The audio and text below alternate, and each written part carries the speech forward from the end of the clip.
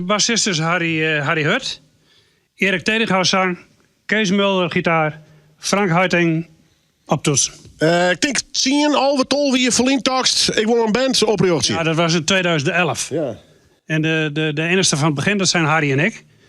En de rest is inmiddels een andere bezetting geworden, zeg maar. Import. Ja, en eigenlijk... Zij in stromers. Weet je wat mooi is? Eigenlijk zie je ook dat Groningen en Friesland eigenlijk best wel samen kan. Ja, die grens is toch altijd moeilijk. Wij net, hè?